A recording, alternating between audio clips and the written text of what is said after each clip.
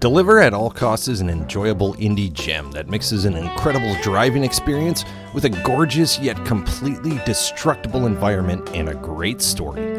Hello, my name is Dove and I love indie developed games, and Deliver at All Costs by Far Out Game Studios is a gem of a game that I need to tell you about, so let's get going. To start off, the physics-based driving mechanics and puzzles in Deliver at All Costs are an absolute joy. This is a title that fans of the old-school arcade style of driving controls won't want to miss.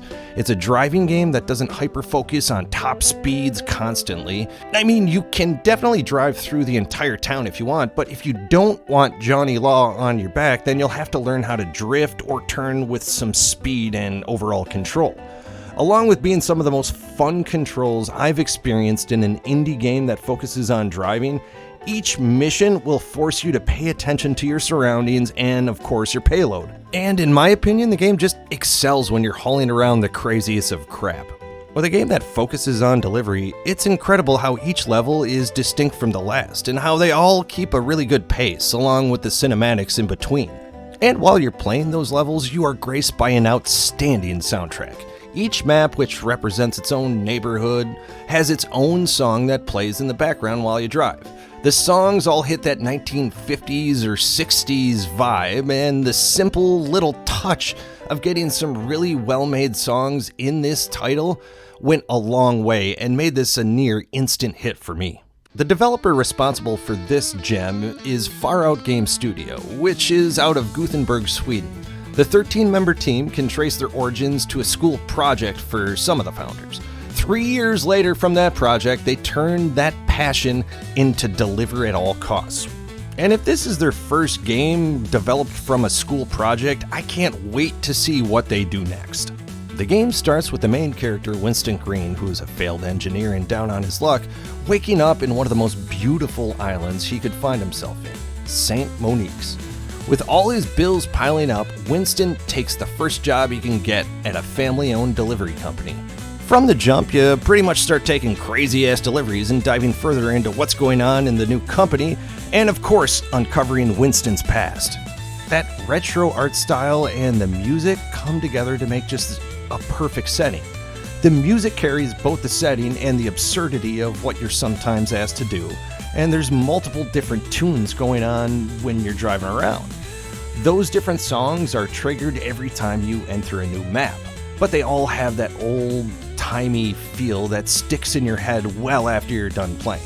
I'm definitely biased here because I am a huge fan of those kinds of soundtracks. In the case of the Fallout series, it adds to the retro futurism. In Deliver at All Costs, it does a great job of setting the mood while not taking over the focus completely. Initially, the point of the game is to just be a good delivery driver. There's a lot more on the way, and you'll uncover plenty, but I don't want too many spoilers here, as the story, at least to me, is probably one of the best parts of this game. Essentially, this is a game that has a great story and focuses on the driving aspect. And I gotta tell ya, I enjoyed that.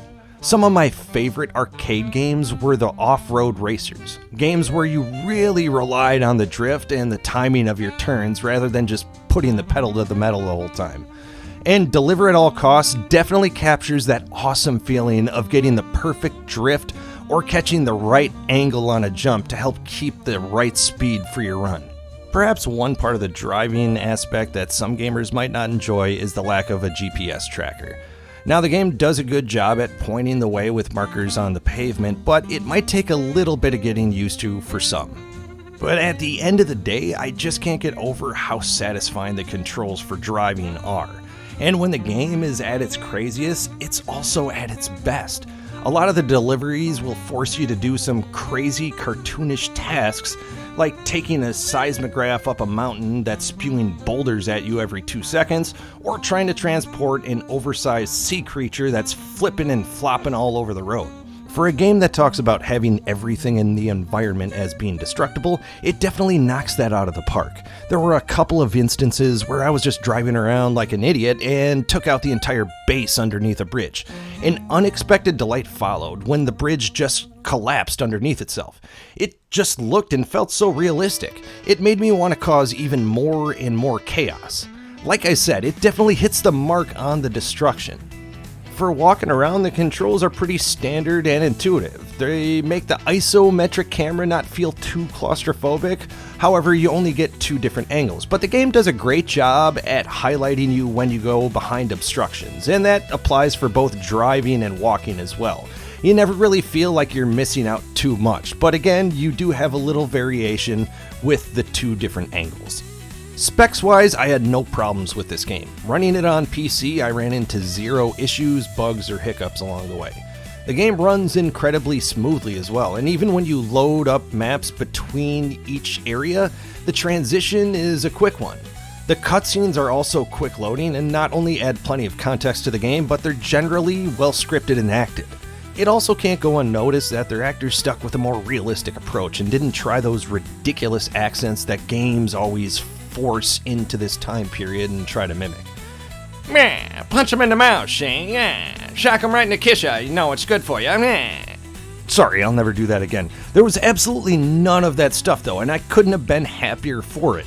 Sometimes the best part of art is restraint, and it just went further to cement the awesome atmosphere Deliver at All Costs made. In a similar light, it got the right feeling down where it definitely has a comedic yet serious tone, especially when you're out destroying half the city with stuff hanging off your pickup truck. But the rest of the time, it stays away from that all too familiar quippy dialogue that has taken over. The dialogue and comedic undertones always feel natural and Deliver at All Costs. That helps make the more serious or dramatic scenes not feel so out of place. That's why I'm so impressed with this title, as all the main components of the story, the writing, the acting, and the tone all work nearly perfectly together. And the game also doesn't linger too long. That goes for both the gameplay and the story, which are also constantly evolving throughout the course of this one.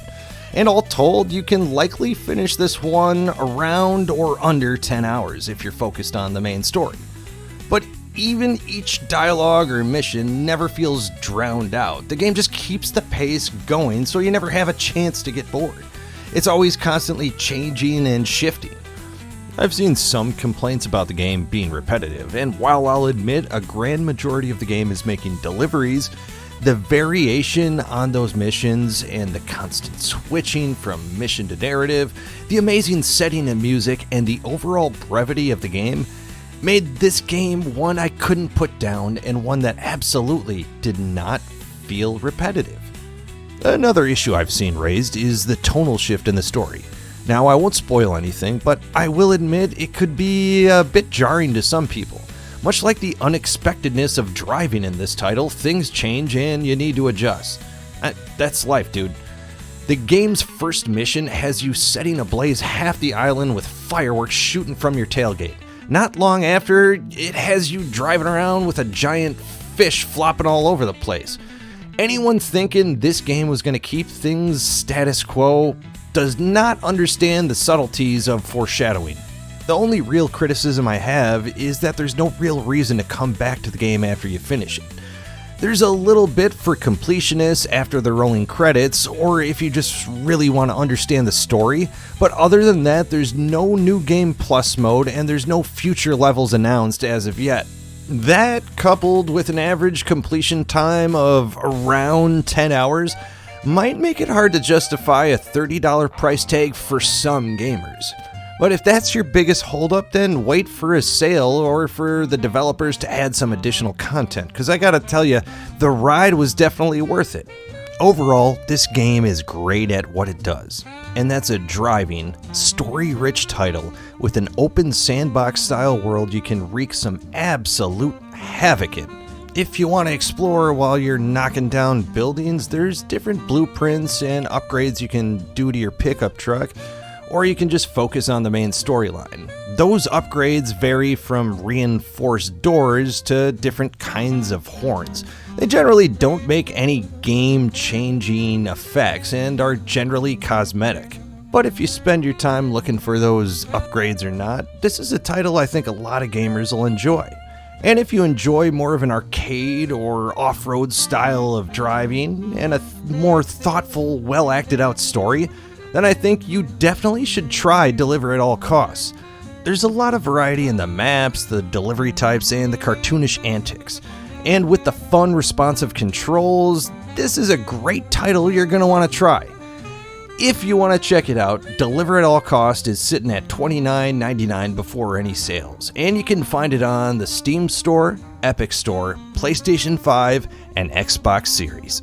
Thanks for watching. If you enjoyed this video, hitting the like button goes a long way towards bringing you more content like this, and consider becoming a subscriber if you're not already. We have more videos like the one you just watched, and we have a weekly indie news video as well. Thanks again for watching, folks. Until next time, this is the Dove. Hey there, gents. Do ladies giggle when you flex? With Mighty Max Muscle Molder, it's time to wave goodbye to those noodle arms. Excuse me. Our patented program transforms the scrawniest Joe into the town's Hercules in just weeks.